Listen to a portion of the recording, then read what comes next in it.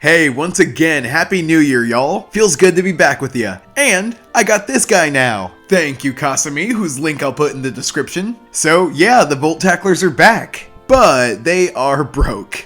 So they start brainstorming how to make some quick Fido. Crazy, the Volt Tacklers are raising 2 children without a stable income. Meanwhile, Liko gets to catch up with Anne, and apparently she's the only remote student in her class. They get assigned to pick a trainer and a Pokémon they admire and write about them. And since Freed saved their hides several times over, who else? So they end up in the Wild Wild West. People that definitely would have had rifles in Kanto. And Freed gets recognized there. Turns out this guy's Bramblin blew away in the wind, and so he gives them the task to hunt it down. Looks like there's also hunters in the area, but they're not as bad as the one I was thinking of.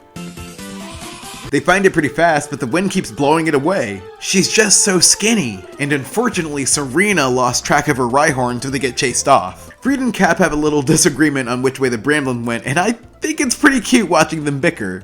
But maybe that was just me. Bramblin ends up getting caught by the hunters, who were hired by this gal with a great design, but not so great personality. In this ranch here, we also get revealed that Cap has an allergy. Pretty specifically, it's to being called cute. What a modest mouse he is. And Liko definitely seems to be taking in the layers to their relationship. Eventually, they run across the hunters who nab the Bramblin and have a good old-fashioned off-screen citizen's arrest. A battle starts and Cap's not afraid to take on all the bandits' Pokemon at once. But his aggressive cuteness causes his allergies to flare up.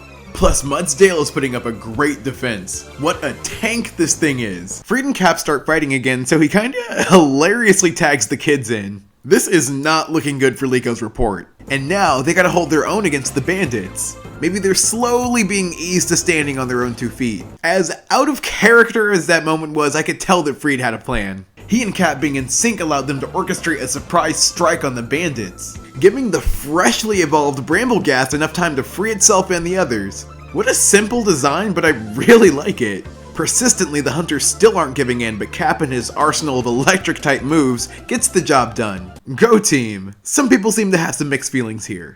Though Liko feels a sense of admiration for Cap and his human, reporting that Freed's the type of trainer that she wants to be. Nice. On one hand, I really appreciate how they're fleshing out Freed and Cap. I honestly love their slapstick humor. There's time it even feels like they're cosplaying as the main characters. But I don't know, to me I guess it's still a little weird watching a Bond episode between a guy and his Pikachu that isn't, you know.